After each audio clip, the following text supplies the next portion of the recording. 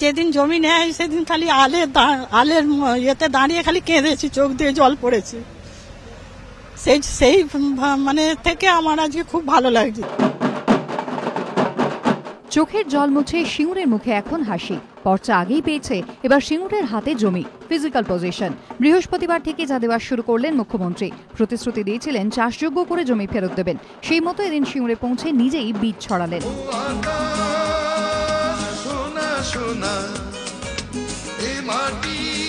মমতা বন্দ্যোপাধ্যায় আমরা দেখতে পাচ্ছি যে সিঙ্গুরে ক্ষেতের মধ্যে তিনি রয়েছেন এবং তিনি বিভিন্ন বীজ ছড়াচ্ছেন। এখানে কৃষকদের হাতে জমির ফিজিক্যাল পজিশন তিনি তুলে দিচ্ছেন। আমরা দেখতে পাচ্ছি এটা হচ্ছে মৌজা, গোপালনগর মৌজা।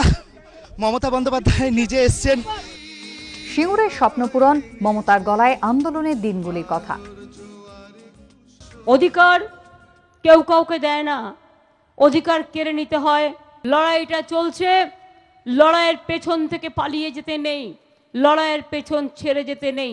লড়াইটাকে সাকসেসফুল করে কন্টিনিউয়াস প্রসেসে করে যাওয়া উচিত। এটা করতে পেরেছিলাম বলেই আমরা কিন্তু সিঙ্গুরের মানুষের এই সোনার সফল।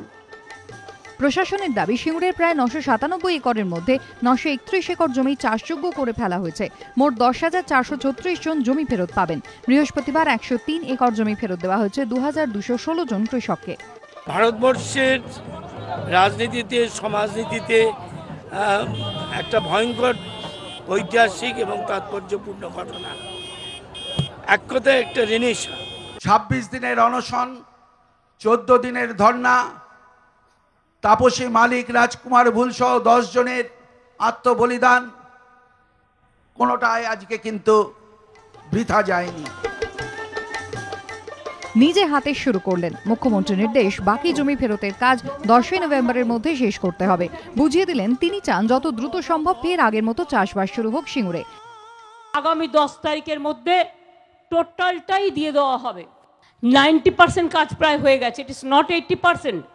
997 একরের মধ্যে হয়ে গেছে মাত্র 65 একর বাদ দিয়ে সবটা। আমাদের টার্গেট 10, বাট আমরা যদি 8 তারিখের মধ্যে করে ফেলতে পারি তার থেকে বেশি কিছু হতে পারে না। জমি হাতে পেয়ে সিঙ্গুরে উৎসবের সুর।